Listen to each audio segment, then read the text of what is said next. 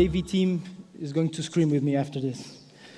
Thank you so much to be here and joining us at this Planetiers World Gathering. Good afternoon.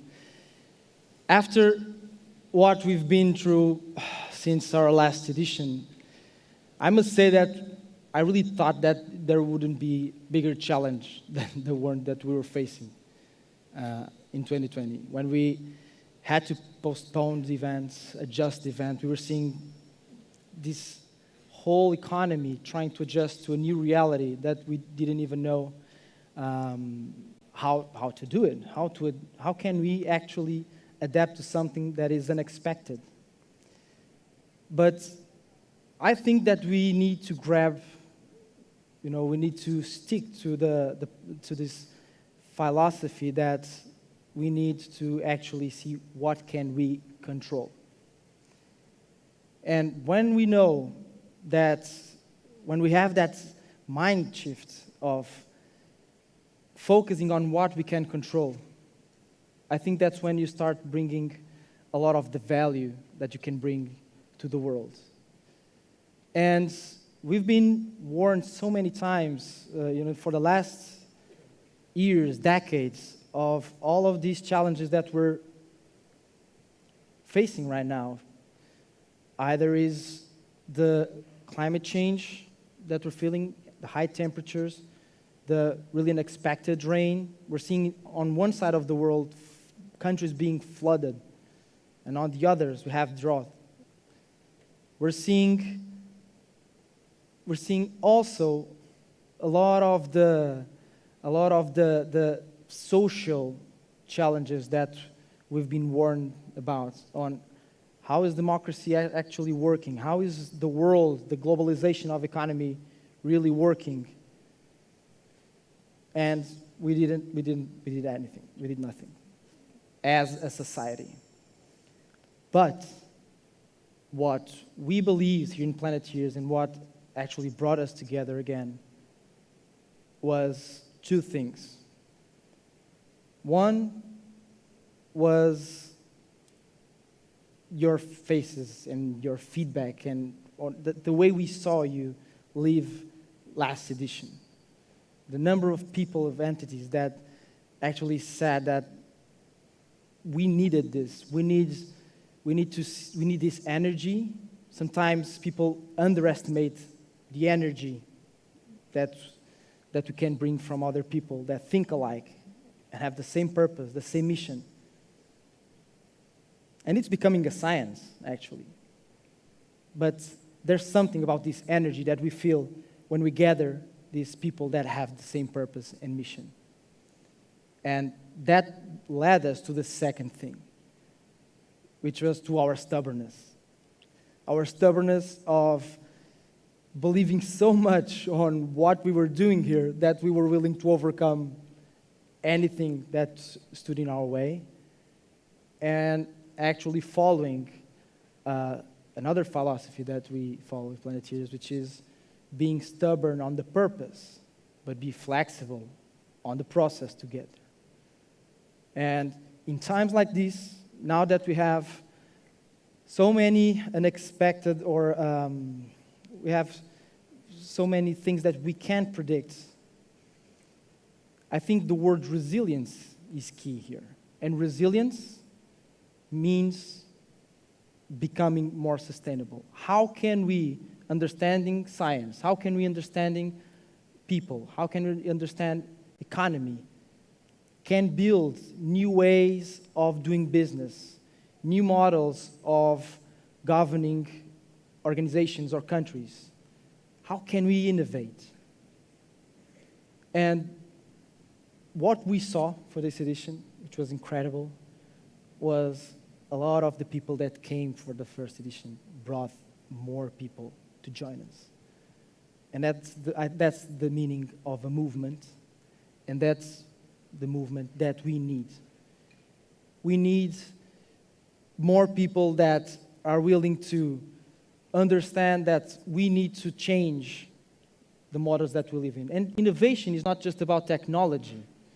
Sometimes people that say that innovation is creating a new solar panel, or is creating a new way to capture water. It is, but it's not just that. Innovating is bringing also new models to the economy, but also old ones. I've seen an innovation in a company that is growing, that actually what they're bringing is the concept of reusing the bottles. They sell the product, and they gather the product, then they go and pick the bottle again, and they refill. We had this for, I don't know, hundreds of years. But most of all, I think the innovation that we need is understanding that in order to achieve the goals that we have, the missions that we have, we need to have an innovative way of thinking. And without that, I think we'll achieve also nothing. And the urgency is here. The opportunity is here. Let's not just talk about urgency. Let's talk about opportunity. Because I think there's an opportunity for us to leave legacy, and there's an economic opportunity to create new ways of doing businesses, creating new jobs, green jobs. But there's also an opportunity of being part of something that goes beyond us and that makes us proud. What I'm saying, this is how I actually feel of personally, in my heart. What I feel is that's what I need, and that's what gives me happiness when we're doing these gatherings and these events, is that we live here with again, the 3 E's. We like to educate other people. We need to educate ourselves. We need to empower people, because with that knowledge, we need to believe. Knowledge is not enough. We need to believe that something is possible, right? Hope leads to action. Hope leads to action. The absence of hope leads to inaction. So we need to believe, we need to empower, and that's the second E, and we can only do this together. And the third is entrepreneurial mindset. After knowing more about sustainability, what exactly is systemic sustainability, with the environment and society and economy into consideration in every decision that we make, we have to believe, and then we have to act. And that's the only thing that we ask here, is to act, and act together. Thank you so much for joining us. Again, one more time, I will close my speech with the video of our manifesto and of this edition. Thank you so much. I hope you have an amazing event for the 2 days. Thank you.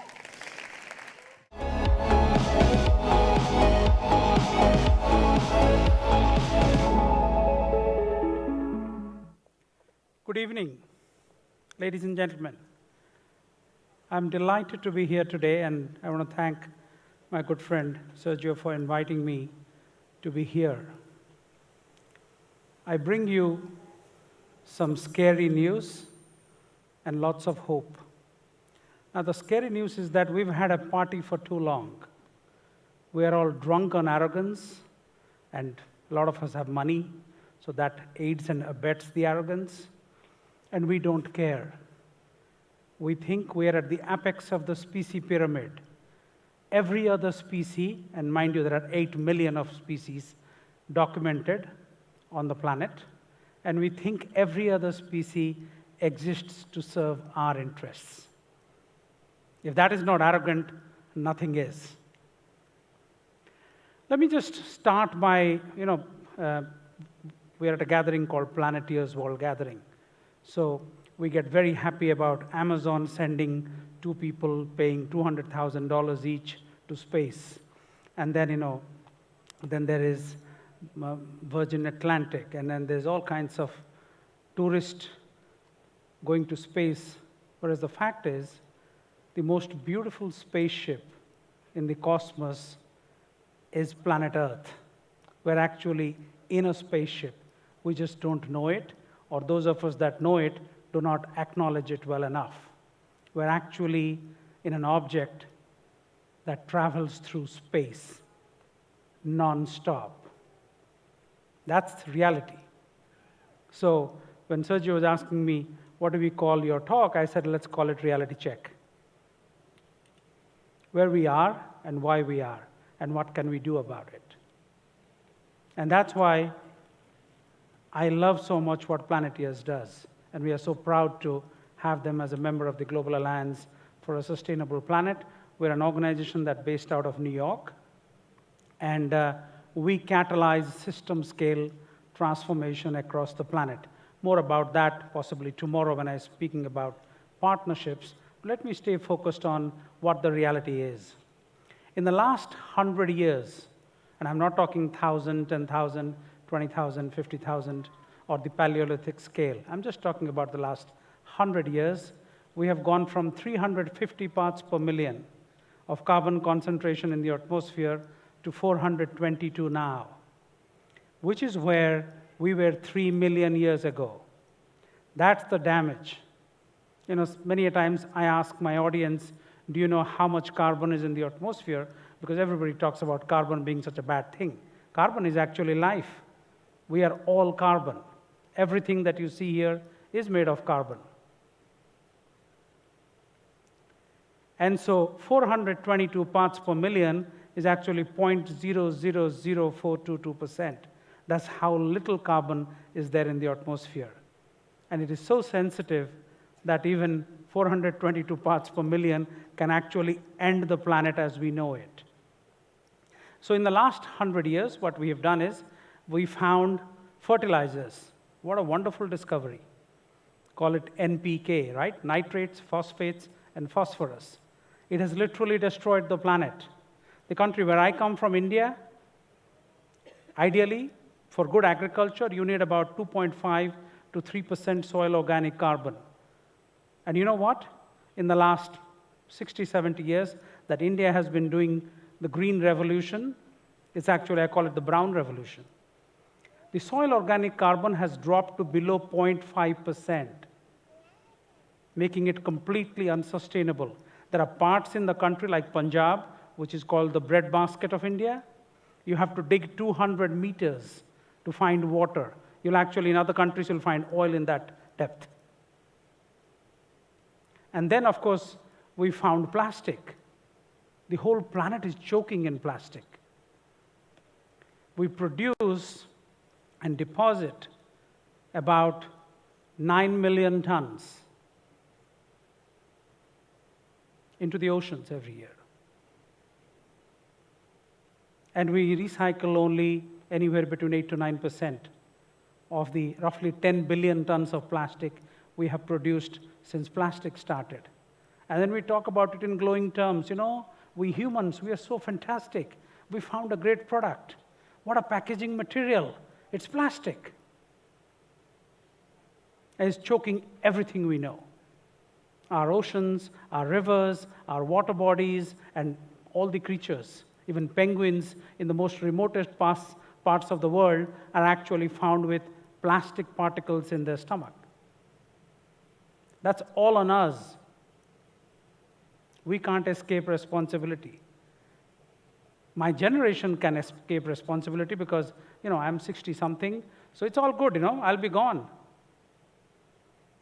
But if we have a conscience, we need to take responsibility for what we have done to the planet. Talking about water, the Greenland ice sheet alone, just the Greenland ice sheet, I'm not talking the Arctic and the Antarctic. If it melts, and it is melting 30 times faster than it was melting in the 90s. This is science, I'm not making up things here. Please fact check everything I'm telling you. 30 times faster. And the Greenland ice sheet alone will add 22 feet of water to the ocean around the world. And Portugal has such a beautiful coastline. So does my country, back in India, 7,200 kilometers. And pretty much everywhere you look around the world, the productive landscape is along the coastline. The economic activities are along the coastline. Our history, our rich history of the world over thousands of years has been about people sailing to new shores, finding new people, new countries, new cultures. Everything is at risk. And I used to be the UN's head of the Environment Management Group until last year when I moved over to this organization. And at that time, we did a study of zoonotic diseases, which is when pathogens jump from animals to humans because there was COVID-19. And what did we find? In the last 30 years, 75% of the new diseases are all zoonotic diseases. COVID, SARS, MERS, AIDS, you just pick up every disease that had the potential to destroy humanity came from a pathogen that jumped from an animal to human. And now it just came out 3 days ago. Scientists now find specific evidence that what happens in the Arctic is not going to stay in the Arctic. They're already finding evidence that as the glaciers melt, bacteria that has been hidden for tens of thousands of years in permafrost is actually now coming out into the open. In 2015 in Siberia, there was suddenly out of nowhere, they had a case where a child died of anthrax. They said, anthrax in Siberia? And they found that when the permafrost melted, there was a reindeer carcass that came into the open. And that was infected with anthrax millions of years ago. And then that infected the child and tens of other people who all ended up in the hospital and some died. And imagine when that happens on a global scale, because when the glaciers melt, the bacteria with the waters will travel around the world. If we are worried about COVID-19, we need to be very worried about what's happening to the Arctic and the Antarctic ice sheets. Talking about fire, the United States, where I am, every year, pretty much they lose 10 million acres to wildfires. 10 million acres, that's not some small patch of land. And this year, by July, they had already crossed 5 million. So my guess is that by the end of the year, it will be way more than 10 million acres.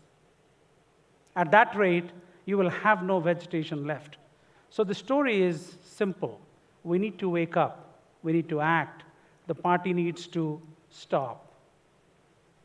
And often people say, oh, you want us to eat less, you want us to wear less, you want us to become like saints, do nothing, not that. Sustainability is not about what not to do. For too long, we have talked about what not to do.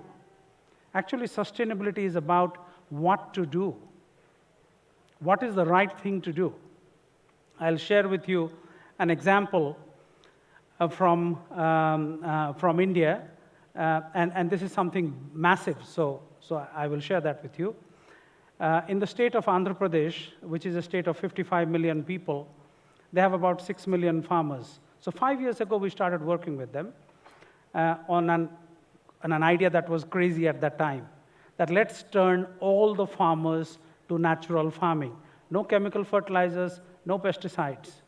So they picked up some ideas from a famous Japanese agronomist called Masanobu Fukuoka, who developed the concept of regenerative agriculture in the 40s, and took some of the practices that the Indians did before the fertilizers became popularly available.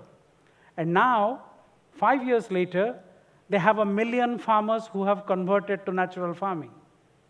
It costs them 80% less to produce food, and they produce about 30 to 200% better yields, better food, better nutrition, and better everything.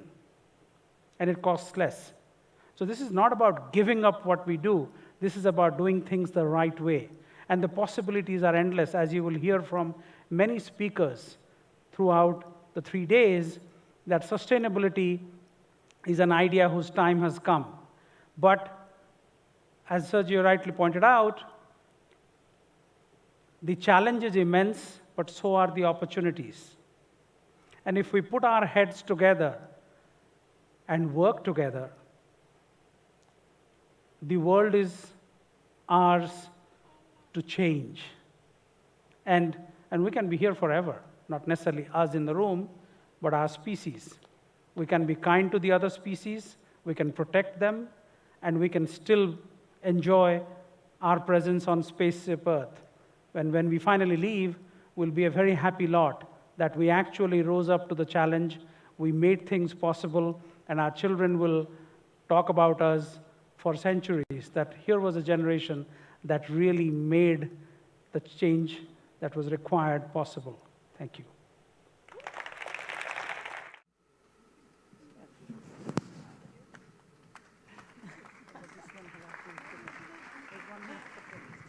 Good evening to all of you. How are you? No, sounds like nothing. How are you? Not good enough. How are you? I'm fine, thanks. Don't be so polite to me. You were not so polite before. Come here. Yes, come. Yeah, come. I love your hairstyle. How are you? I love you. Oh, what about the declaration of love the first moment you talk to a child? Thank you. How are you? Well, In English, Portuguese, how are you? Bye. Fine. Okay. You know, applause for the kids. Senta-te. Comigo? Why? You know, we had this afternoon an amazing session, and this is what life is all about. We talked about animals that give us great ideas. We talked about things we dream of and things we do. You remember? No. Em português, que animais? Os animais que falamos à tarde. Animais com... Que tipo de animais falamos? Português. Em português. Você pode... Nós falamos de animais aquáticos. Muitos animais aquáticos. E que fazem esses animais aquáticos? Andem do mar. Ah, que mais?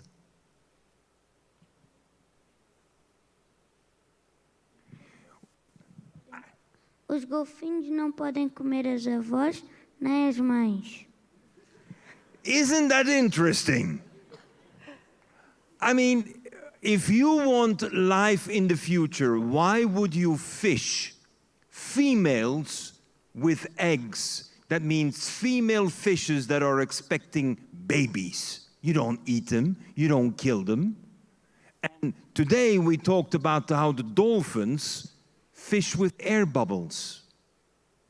And the air bubbles, they go up like a curtain, and when mom has a big belly with a lot of eggs, she's heavier and she can swim through the curtain.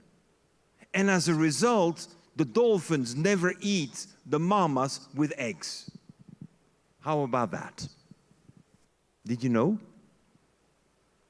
No, you didn't know. But the first place in the world where this fishing technique was tested was in Portugal, in Peniche. Did you know? Why do I have to come from overseas to tell you Portuguese that you're the first ones who were fishing without nets and air bubbles? This is why we need to talk. We need to talk because those kids, they immediately get it. The dolphin doesn't eat mamas with eggs, and neither should we. And this comes down to something that I would call ethics, es la ética. We need to put ethics at the center of our business. We need to have business that promotes life and doesn't take life out of the equation. That's what it's all about. No entendi.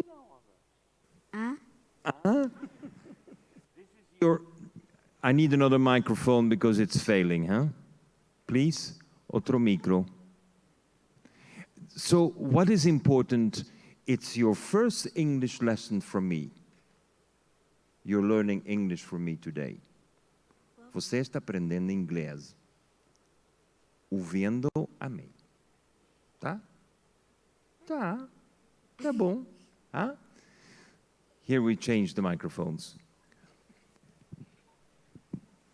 What I think is important in Planetiers, I was fortunate enough to join you 2 years ago. And In the meantime, thanks to all of you at the Cattolica, thanks to you, Antonio, thanks to you at Planetiers, I came back. And I worked with you to see what can we do.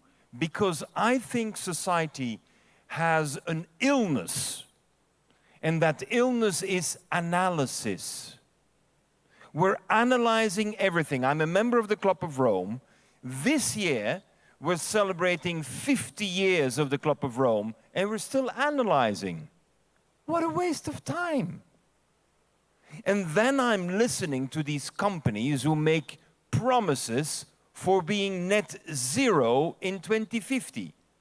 Ladies and gentlemen, when your house is on fire, do you make a strategic plan and promises for 28 years later? We don't. I'm writing a new book and I call this The Opium of the Masses. The opium of the masses means that we're made to believe that in 2050 everything will be fine. Because by 2050 we'll be net zero. This is a joke. Let's be serious. You can't wait to be net zero in 2050. My own company in 1992 was net zero. Excuse me, 1992. That's 30 years ago.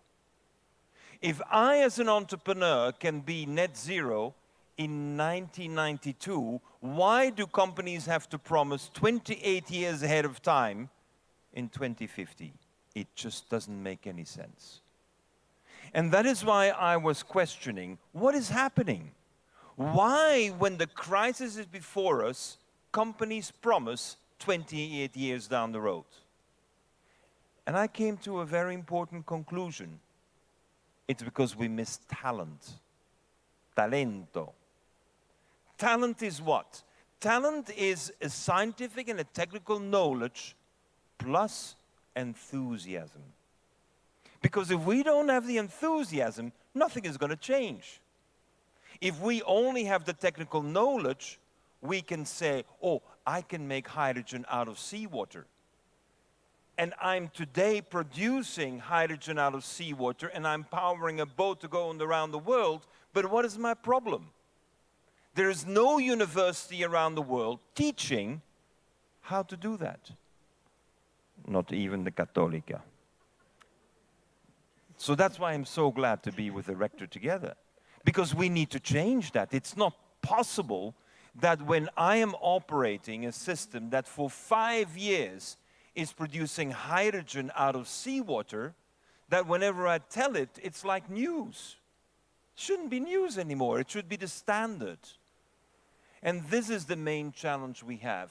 We need to stop analyzing and start focusing, but starting with kids like we have here, who have dreams when they hear about the octopus, having a tiny device which is only a pinhead big, a tiny device that allows it to measure the density of water.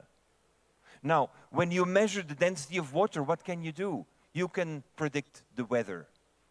And so an octopus, when it senses that the density of water is increasing, then the octopus will get away because it knows that a storm is coming. Wow, what an intelligence. We need satellites to know that. We need satellites. We need to do data mining to figure out that a storm is coming. The octopus knows it 48 hours in advance by having a little internal device. Wow! Pulpo. You remember the octopus? Pulpo? Roxo. How do you call it? Polvo. Polvo. Polvo. Now I'm learning Portuguese from you. That's good. Thank you. So what we are seeing is that we are missing talent.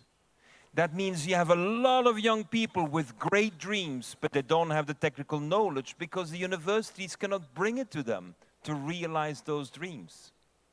And we have a lot of people, a lot of young people who are talented in the STEM, in the sciences and technologies and engineering and the mathematics, and they just don't have the enthusiasm and the way to channel it to make a difference on the ground. And this is why education has to be at the core. Talent is required to make the transition we need.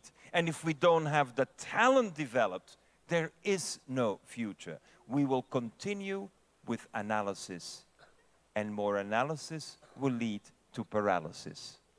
And that's what we've been facing today, paralysis. So my message is really that, thanks to the session we had this afternoon, e muito obrigado a todos vocês. Thanks to this session this afternoon, we really saw how basically in 30 minutes the kids got all fired up by my bad Portuguese and a good translation from Antonio. What we need is we bring surprises to children with which they immediately identify. And when children identify with a big surprise, they wonder, why are our parents doing it? We do not need people who are negative. One of the greatest challenges we have in our society is we're bombarding our kids with bad news all the time. It's bad news after bad news after bad news after bad news. We need not to bring them good news. We need to give them pathways of how they can do much better than we do. Because in the end of the day, education in heart and soul is being a parent, is being a mother and a father. It is being caring with love, hoping that your kids will do much better than you have ever been able to do. Because who wants to only teach and have their children know what we know?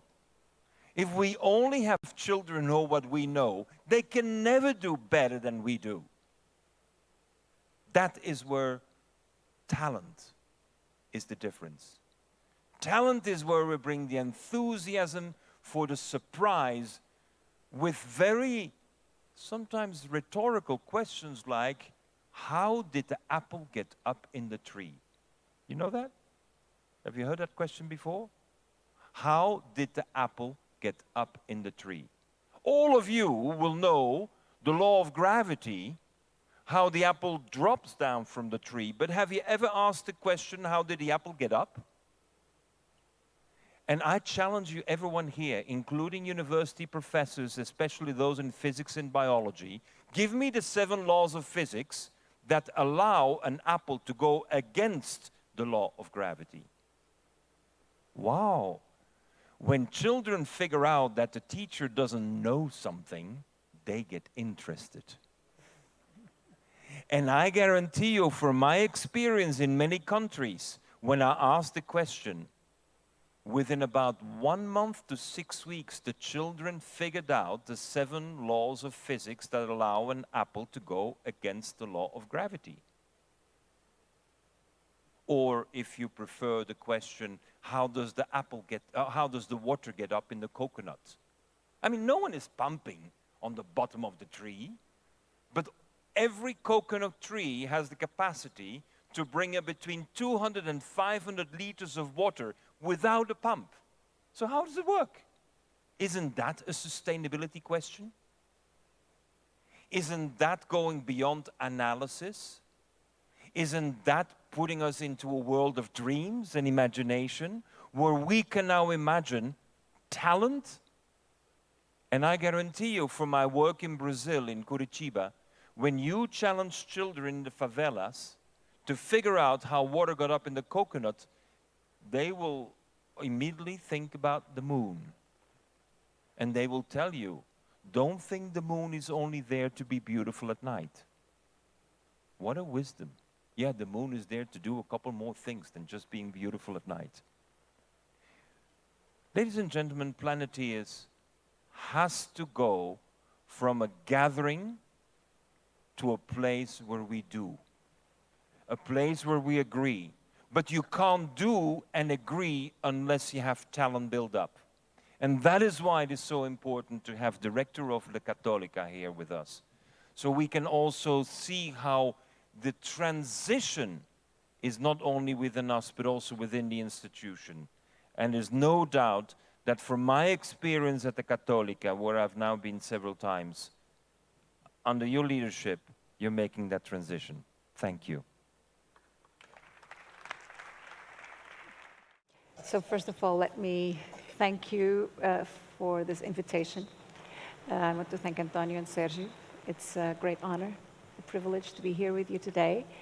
And I'm particularly humbled to sit here beside Gunter, who is a global leader, global thought leader in matters of sustainability, and is really allowing the world to change. But I'm afraid to say, Gunter, that the most important people are here in front of us. And it is before them that we are responsible. Estou a dizer que vocês são as pessoas mais importantes da sala, porque a nossa responsabilidade é para convosco e com o vosso futuro.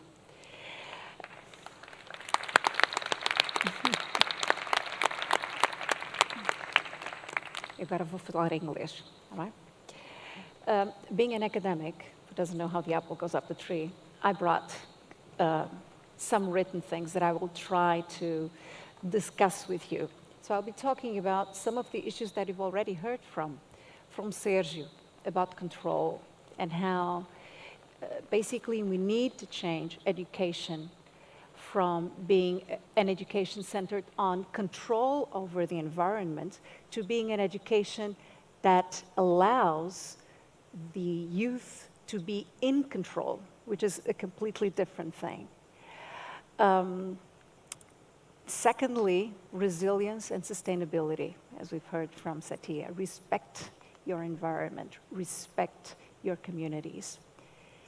And be ethical leaders, have a relation of co-responsibility before your environment and the community around you. I mean, these are daunting tasks, because when we look around the world, we see disaster, we see catastrophe. As I was gathering my thoughts to speak to you today, I had a stack of books on my desk, and the titles were numbing. Doom, Hazardous Future, The World at Risk, The Great Derangement. It's all about the disaster that the future holds. And as Satya was saying, we need to change the mindset to looking at the situation we are in now as still an opportunity. An opportunity to read, and we have the skills, the data, and the knowledge to read into what is happening to our world. We know what needs to be done and the change that must occur. But the problem is, as you were saying, Gunter, how to move from theory and from knowledge into action. And that requires, on the one hand, political drive, commitment. In our recent strategic development plan at Católica, we have placed a commitment to sustainability. Sustainability, not something that is parallel to the activities of the university, but that cuts across everything that we do.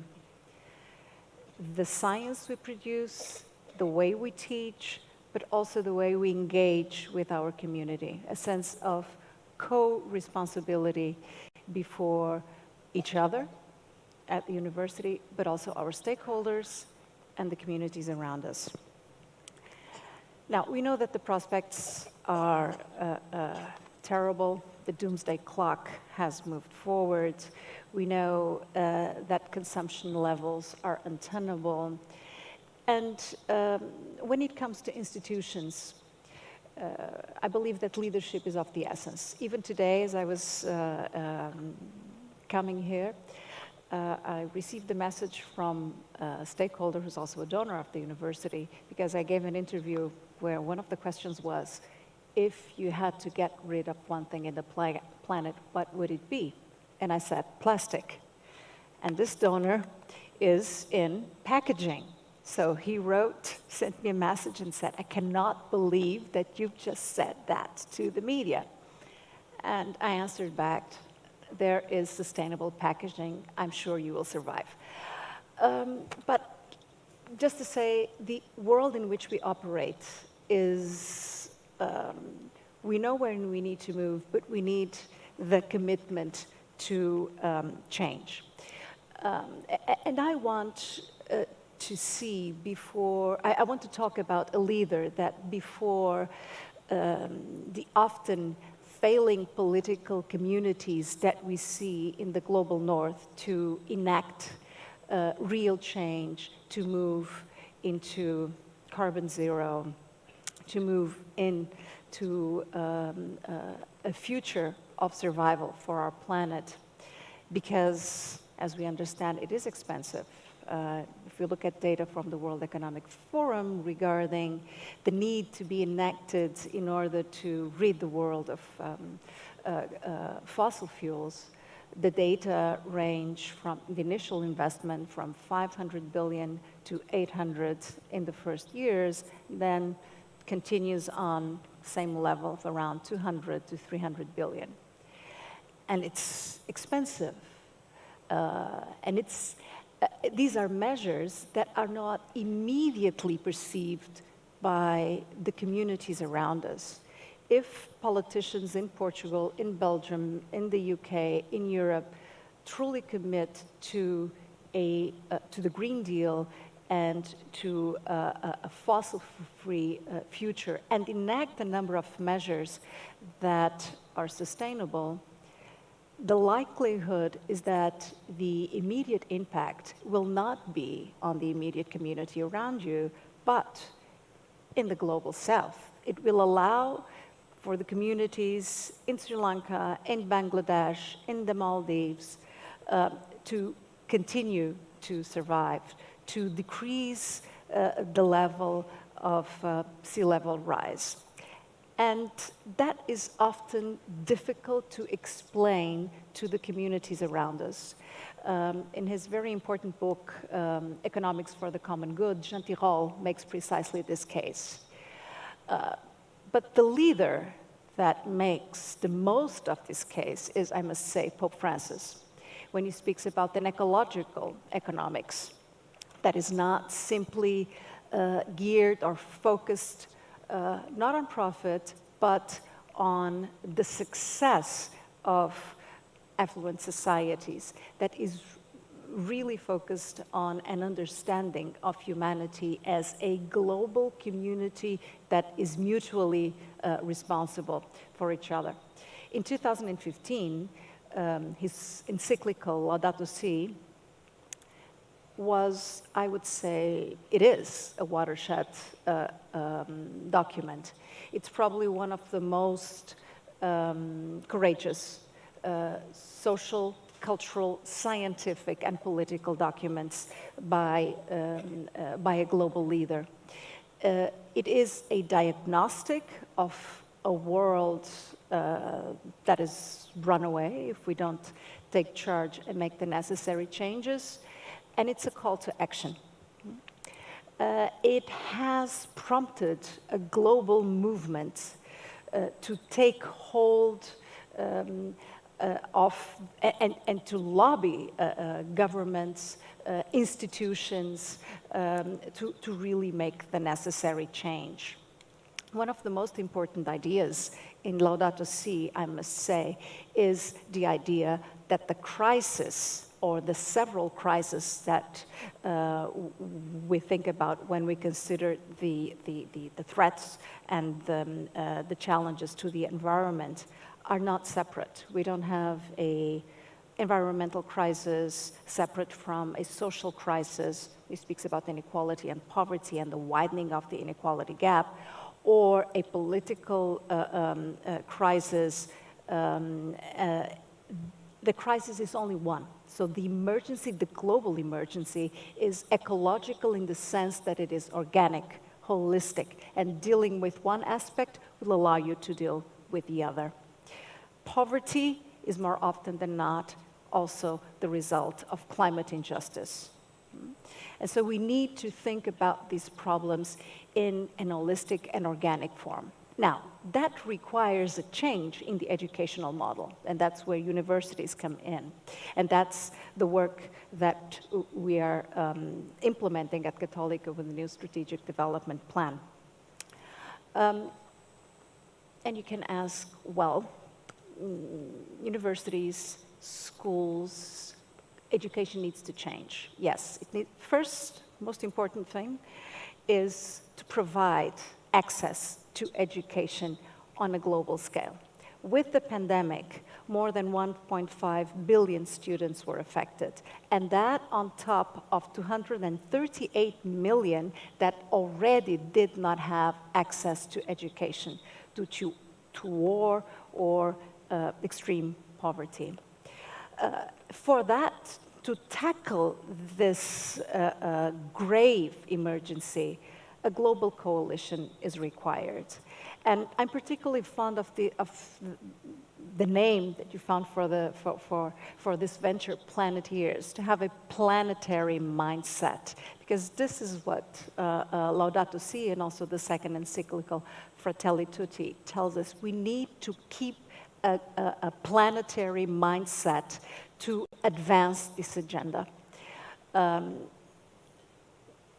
as the Pope inspires us to move into that direction, we see a world of borders growing, nationalisms, populisms. So it requires other leaders, if not politicians, entrepreneurial, educational, scientific leaders to move the agenda forward. So access would be the first notion. The second one is an education that respects the culture of the environment. And this is particularly true for instance, in communities such as the Amazon. When Sérgio earlier was talking about not controlling the environment, that means respect for community wisdom. It is not simply the rational model of the global north that can provide robust answers for our planet. So we need also to respect the local wisdom of these communities.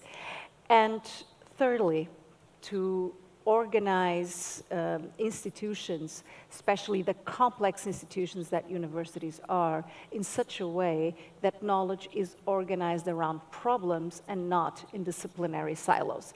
I would say that this is one of the greatest challenges, right? Because it truly means overcoming and transforming the way in which universities organize themselves. So these disciplinary silos are also specific cultures, but the problems of the world are not disciplinary. They are organic, and they require a communality of agents to be overcome. So to end, I would say that our role as institutions of knowledge is to honor a common debt that we have for the other members of the human community, but a common debt also to our planet. And to be able to continuously think back, transform, and have not only the will, but the ability even to let go of the aspects in our development that are not attuned to guaranteeing that this generation will have a future. I want to end by suggesting, as I said earlier, the crisis is not a siloed crisis. So we have the environmental crisis, which is also cultural, social, political. We require a new imagination of the future. And that also goes with art and literature. So I want to end with a quote from a poet I admire tremendously. Her name is Amanda Gorman. She became known when she gave the inaugural speech or the inaugural poem at President Biden's inauguration. And this poem, which is called The Hill We Climb, tells the story of how a very young black girl coming from single family went on to graduate at Harvard, and how she looks at the future of a country that is torn with conflict in political, social, and cultural terms. But Amanda Gorman gives us a message of belief in the future, belief in opportunity from the idea that education can change you, can empower you, can give you the possibility to aspire, right? The capability to aspire and to change the world. And I'll end with Amanda Gorman's luminous words, if I may say. She writes, after a conflictual history, right? So these are her words. We will rebuild, reconcile, and recover. Our people, diverse and dutiful, will emerge battered but beautiful. When day comes, we step out of the shade, aflame and unafraid. The new dawn blooms as we freed, for there is always light, if only we're brave enough to see it, if only we're brave enough to be it. They are the light.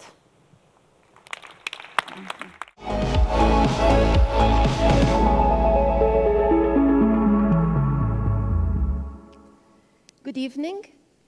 First and foremost, I would like to thank the kind invitation to be here present today and to be among people who are committed to make change. It's great to be with committed citizens, activists, business people, professionals that do care about the environment, that do care about our planet. It's great to be here to talk about what we need to do in the present so that we have a future. Now, we heard already from the previous interventions that we are not short of challenges, unfortunately.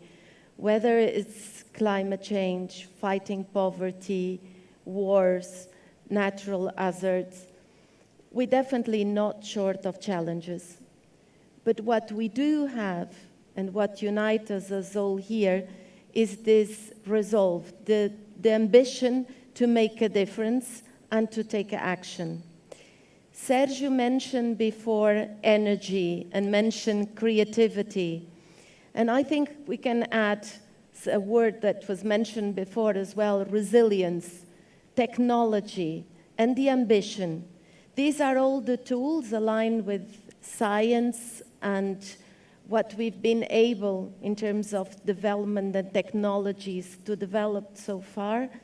This will allow us to tackle these challenges as we did in the past, and I'm truly convinced we are able to do it, continue to do it in the future. Actually, the timing of Planetiers is perfect. More than ever, we need to take very bold measures to transform our economies in a sustainable future, but very important, without leaving anyone behind. This is the objective of the European Green Deal. And Isabel mentioned just now the importance of co-responsibility, but also of leadership and political will. And the European Union has shown this leadership and the political will, not only on proposing the Green Deal, but also on adopting measures to implement it. Now, the objective is, of course, to reduce at least by 55% the emissions by 2030, compared to 1990. Now, Professor Gunter mentioned that this is too small, too late. But it's already difficult to embark with all the partners around the globe and to really push for this. Many complain this is not realistic because it's too ambitious. I hear you, I heard you, and I tend to agree with you. It's too little, too late. But we have to do it, and we have to start it somewhere. And there is a clearly resolve to implement and to work on it. Sérgio mentioned before as well urgency. Sometimes it happens in times of urgency and of emergency that we move faster. And last Friday, just 3 days ago, the European leaders took major steps to deal with the energy crisis. They took measures that will help all Europeans face the winter with more confidence. But crucially, measures that will accelerate our energy independence and our transition from fossil fuels to clean energy. Therefore, action that help us reach the goals of the Paris Agreement and the climate neutrality by 2050. Let me focus on two concrete decisions here that are relevant for what we are discussing today. First, that Europe will have an energy platform that will carry out joint purchase of gas, starting with the refilling of gas storage facilities. This is a game changer. It is applying to energy the lessons learned after the great benefits of our joint purchase of vaccines. It will give market power to Europe and prevent unhealthy competition among EU member states. It's a major step towards a true energy union. We need a true single market for energy to accelerate the use of clean energy. Today it is gas, it's true, but tomorrow will be used for green hydrogen and other clean sources. Second, another decision that came out last week, last Friday, is that France, Spain, and Portugal agreed the urgent development of a pipeline to link Iberia to the rest of Europe. This pipeline will be used in the short term for gas, but its main goal is to ensure the flow of green hydrogen to all of Europe. Green hydrogen is crucial to replace the fossil fuels in areas that cannot be electrified. For heavy industry, for example, Portugal and Spain will be able to use the energy from solar and wind to produce this green hydrogen. And the pipeline will also allow to enable flows to the rest of Europe. Is thus a critical infrastructure to decarbonize our society. These and many other measures taken by Europe show that in time of crisis, political leadership, but also unity is strength. Unity is security, and unity will help us address climate change. We talked and heard here about co-responsibility, leadership, energy, commitment, take action. But that's something that I would like to really underline as really important if we want to tackle the big challenge we have ahead of us to save our planet. It's about working together, the sense of togetherness, of unity, of joint work. We might not agree how to get there, but we do know that we all have the interest to protect our own planet. And this is actually the basis and the ADN DNA of the European Union, is to work together with the 27 member states, but also to work together with the entire world partners. And there's no doubt that together is the motto of the European Union, is that we are much stronger if we tackle challenges together. And in the difficult environment that we face now, with a war that it's about an aggression to a country that Russia considers should not choose where or how it wants to live. When we see what's happening with this war, when we notice the tragic dependency that we had on Russia, on fossil, on energy, all this really stresses even more the need of working together, of establishing the methods, the instruments, implement them, the policies needed, so that together we can really circumvent and face the challenges. Now, on this particularly point, and about how we have managed in terms of the European Union to show that together we are clearly stronger, I would like to go just 2 years ago when we were facing the first days of the pandemic, and that at the beginning was quite difficult to find a united response, was quite difficult to respond to a phenomena that we didn't know where it came from, how it was, how it would be solved. And it's also by itself a clear proof of the unwell planet that we live. And the response actually was the joint purchase of the vaccines, was finding a financial instrument to assist and help households to face with the fact that they no longer could get income from their work, to help small and medium enterprises, but was also to do this not only in terms of the European Union itself, of the 27 member states, but was the awareness there's no point in in pretending that we want to solve a global challenge by acting only locally.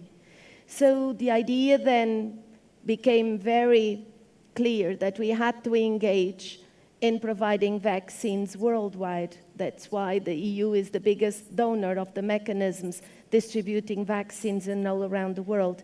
The idea that we need to incentivize and assist those who have the possibility and the willingness to produce vaccines locally. That's why we are financing hubs in Africa to produce vaccines in many of the African countries, was to deploy and design the instruments like the Global Gateway Africa that boost investment and job creation through linkages in different countries in the African continent, and work as well in the same spirit with Latin America, was really this, let's sit, let's discuss, let's find ways that we work together to the improvement of the life of human beings. Now, this might sound that we have all the solutions. No, we do not. And we need to constantly remind ourselves and everyone that we share the planet with many countries, with many people. We have the co-responsibility to do the best we can to save it, but we need to be open to dialogue. We need to engage. We need the voice, the opinion, the knowledge, and the contribution of every single human being. And this is the basis of our multilateralism and the need to negotiate and to propose ambitious goals, but to together find mechanisms to achieve these. So adding to the words that were mentioned here, from the resilience to the energy, to the willingness and stubbornness to win this challenge, I will add really unity and the need to work together. I would like to end with a special word for the young people. We heard before Professor Gunter made the reference of the need for talent. We are very lucky, at least my generation is, to rely on younger generations who do have the talent. We just have the co-responsibility to allow this talent to flourish. We have the co-responsibility to give this space to the young people. And this is something that it's important to reiterate and to invite the young generation to seize the space, to participate in the discussions of the policies, to be heard, to make noise, to engage, whether through the political tools available, voting in the elections, engaging in the citizenship initiatives, through their work, their studies, participating initiatives like this one, but really make your voice heard, because we need you today so that we all have a tomorrow. Thank you very much.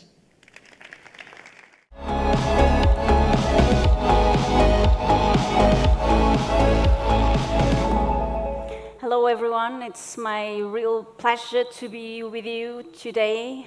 First of all, let me thank Sérgio. He has been an outstanding leader as far as sustainability is concerned, and we are very proud to have Sérgio with us. And we have been supporting you Because when we support Sérgio, in fact, we are supporting all Sérgios of this world, right? Because unfortunately, there are many people like Sérgio that see ahead of times, that have the vision to change the world, to change mindsets, and that's why Turismo de Portugal, the National Tourism Board, has been supporting this event. My second word goes to all of you that were in this stage, because honestly, I'm freaking out, honestly, because you know, you said very wise stuff. You have conveyed to us very strong messages. And as a policymaker, I have a huge responsibility. That's why I'm freaking out, honestly. And so thank you for putting, you know, the right words, the right ambition dose. And as a policymaker, we'll try to do our best, basically, because it has been said before, we are living challenging times. So the challenge is huge, the challenge is enormous. And yes, we might have policymakers that are aligned with this ambition, with this vision, but you know what? It's not enough. It's not enough. We need everyone. We need everyone to be on board. Otherwise, we will not make it. We will not survive. And basically, when we talk about sustainability, it's about making a choice. Survive or not survive. To be happy or not to be happy at all, because we won't be here to tell you a story. We'll be dead by then. And as a policymaker in charge of tourism and commerce and services, basically what we are trying to do is to instigate others to change their behavior. We have this capacity to attract tourists to Portugal, right? We are a 10 million country, and this year I think we'll have the chance to attract pretty much 25 million people to our country. And this is a huge responsibility, and basically what we are trying to do is to get in touch with those people that visit the country and to show them there is a way. There is a way of doing green business. There's a way to make tourism a force for good. Why not? And to try to impact people, to respect other people, local communities, to buy local goods, to you know, to be gentle with each other, to maybe to not spend so much water when they open up the tap in the hotel, whatever. Simple examples that can really change something. Change something. And we know that we cannot change the world from day to night or night to day, but we know that we can do something. Something, even a little something. And there's pretty much what we have been doing in tourism sector. So we have a sustainability plan. We have been working with our tourists. We have been working with all the ones that work in the industry. We have been working with businessmen and women and showing that tourism can really be a force for good. And the advantage here is that we are not only dealing with 25 million people that are visiting the country, but we can get in touch with them with all social media that we manage. And this year, we might impact pretty much 170 million people, passing the message that, yes, tourism is a force for good. And Portugal can really lead the way. And that's what we have been doing. So we launched a sustainability plan for tourism. We have a program that instigates companies to report, because it's all about transparency also, right? So we know that at the end of the day, the business needs to be profitable, and that's okay. Profit is not a demon. So what we are trying to incentivize companies is to, you know, report, communicate, having a kind of a public dashboard where all the companies upload their measures, their projects, their activities in order to contribute to nice goals, nice milestones. And that's where we are right now. So we are trying to get in touch with the tourism, instigate new behaviors as far as tourists are concerned. We are working with the businessmen and women that belong to the tourism industry, giving them all incentives to report what they are doing as far as sustainability is concerned. And of course, we are working with workers themselves, because we do have 300,000 people that really can make a difference. They work in the industry. So my first message is that we can do tiny things, baby steps, in order to show that we want to survive. Not only want to survive, but we can take the lead. So it's about choices, survive or not survive, taking the lead or not taking the lead, and that's pretty much where we are. Yes, as I said in the beginning, it's tough. You know, the roadmap, I think it's a tough roadmap. It's not going to be easy, but at the end of the day, it depends on what we do. And as a policy maker, we have this vision. And I do believe on that, on the vision. So we can make proper stuff in order to show everybody that we are getting there. We are getting there. I just wanted to end saying that the responsibility is huge. But, you know, Sérgio was saying that sustainability is about resilience. Sustainability is about the choice. I would say that sustainability is about people, because people make choices. And the wisdom here is to instigate people to make smart choices, because we are smart guys and girls, I would say. So sustainability is about making the right choice, taking the lead, instigate others to follow you if you are the leader. If you are not, it's okay. You know, everybody could be together. And Sofia was telling us that sustainability is about, you know, working in a team. Yes, I definitely agree on that. So we do have a lot of challenges ahead. We know the solution. I think at the end of the day, for the businessmen and women, it's, you know, it's smart to say that sustainability is about choices, green choices, about inclusion, about responsibility, is about being inclusive as well, because at the end of the day, all of us are pretty much alike. We are people, simply people. And with this mindset, I do believe that tourism can really make a change, can really change the world, spreading the wisdom and making us believe that with tiny baby steps, we can make a difference. So let's go home, let's go away and think, what can we do in the next 5 minutes to change, to make the difference? Thank you so much. Hello again. I won't take much of your time. Thank you so much again for joining us tonight. I just wanted to close with a few words, because again, I believe that I would just add another thing to the table of everything we shared here, which is we not only need the right way to go, we just don't need the right tools to get there, but we always know the feeling when you're surrounded with people that think the same way you do, right? And you leave the room, you have that feeling that motivates you, right? And one makes you want to do more. And so who you surround yourself with, it's important. So that's why the world must gather. We must connect these people that think alike, the Planetiers.